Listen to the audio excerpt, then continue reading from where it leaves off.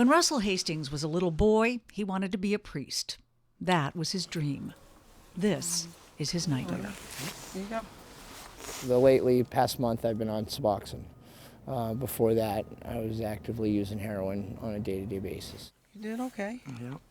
Hey, you did okay. But It then the feels needle fine. got stuck, though. I know, but it still feels fine, huh? I was 14 when I first started doing hardcore drugs, and my first drug was crack cocaine, and then it was heroin. Everything that once mattered to Russell Hastings, including his family and a full-time job, has been lost in the black hole of his addiction. It always sucks. I mean, words can't even really express what the feeling is like. I mean, it's just, sometimes you just feel like crap because, like, you know, I got a daughter out there and she's almost 3 years old.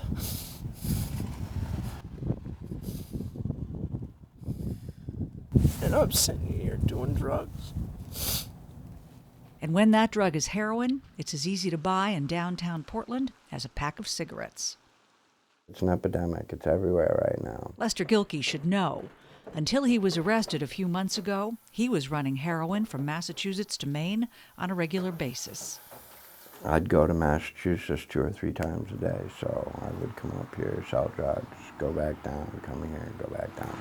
He sold drugs to support his own habit. Right there. That's from, like I said, doing black tar heroin. It scars your veins. He's now off the street and working hard to stay clean, but there are plenty of dealers lining up to take his place. Maine has one of the highest opiate addiction rates in the country. For a lot of people, the addiction starts with a dependency on pain medications like OxyContin. When they can't get more from a doctor, they start buying prescription drugs illegally. But today, it's harder to get those pills on the street. And because they're scarce, the price is steep.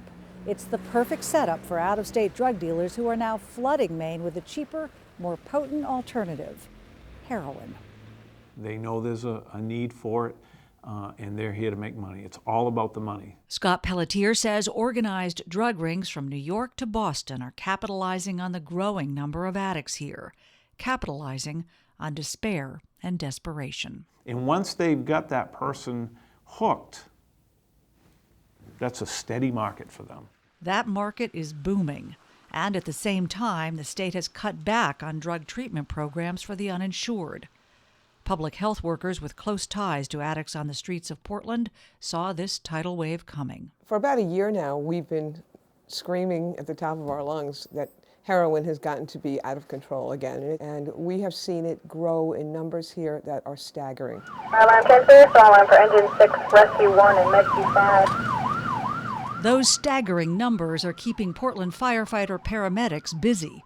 They have a front row seat when it comes to the ravages of addiction. You gotta come down. They're here to help you.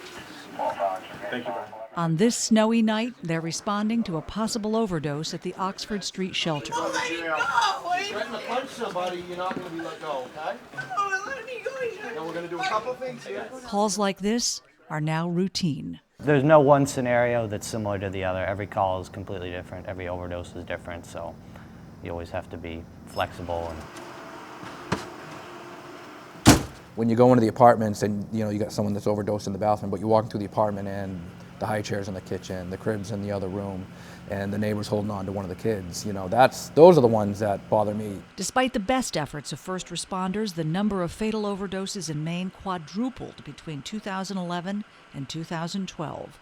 Russell Hastings says that's not surprising, given what's sold on the street. You don't know what you're getting. You don't know what you're getting from anybody, anywhere, anytime. It's the, I don't know, I don't want to say the price you got to pay, but it's the gamble you take. He has overdosed, he says, 3 times.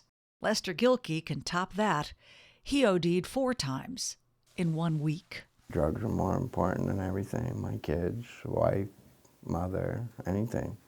Sold my soul to the devil. I know I can be a better man and a better person when I'm clean, and that's what I want. Will I get it? I don't know. If I was a gambling man, I'd probably bet against me. Russell Hastings hopes that somehow, some way, he'll beat the odds.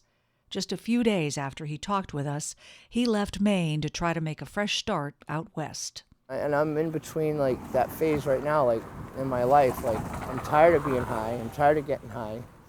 I just don't want to be sick anymore. And he wants to be part of his little girl's life, but he knows he can't be there for her when he lives like this. When it comes to the crisis of heroin addiction in Maine, there are plenty of frightening statistics, but there's no measuring the impact of the thousands of lives in ruins. When you're in the grips of that disease, it is controlling you. It devastates the spirit, it devastates the personality, it devastates the mind. It takes everything away from you. And it gives nothing back except heartache. In Portland, Susan Kimball, Portland Press Herald.